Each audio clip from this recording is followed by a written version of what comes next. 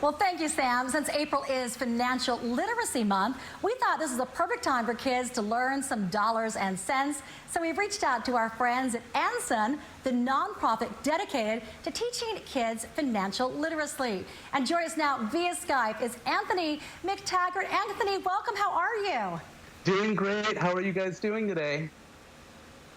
I'm doing great, and I think it's a great time, kids are home, to learn a little bit about finances, you know, because sometimes we can even have a refresher course for big kids. So what are we learning today? Sure. So Andson has been doing financial literacy in the classroom, and we've opened that up to families through our OpenVest platform. So we're just demoing a third grade lesson today, teaching kids about credit cards versus debit cards versus gift cards. So that's cool. So you've got some basic questions that we can go over, and this lesson really is for everyone. Yep. So we've got some general questions. We're going to quiz you to see if you are really up to speed on all of the fun lessons that we could be teaching our kids right now. And then in particular, we really want to let families know that since our program started in classrooms, this is available to help you with all of the schooling at home that you guys are responsible for right now. So, so the lesson that we're seeing right now, so the lesson that we're seeing right now, you would actually complete this lesson in, 25 to 30 minutes with your child. There's some great videos that we've produced in-house, and essentially everything is openly available to families through openvest.org. And then when we get over here to Parent Connection, you'll actually see the questions. So if you're ready, I want to quiz you on a couple of items here. Yeah, I know. Okay. I'm kind of nervous, but let's go.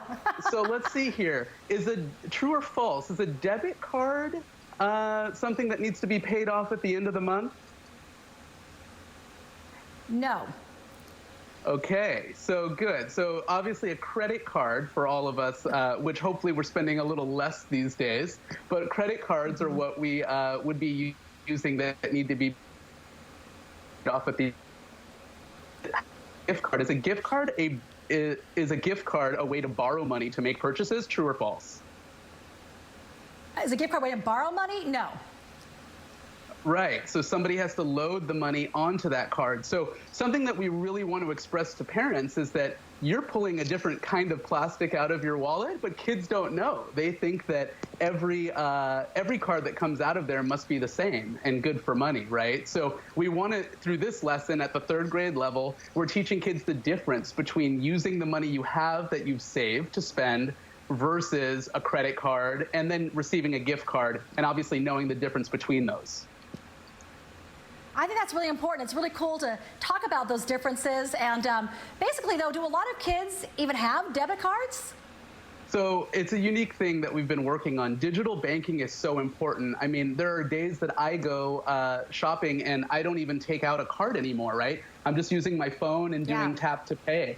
So we've actually partnered with a wonderful organization called BusyKid.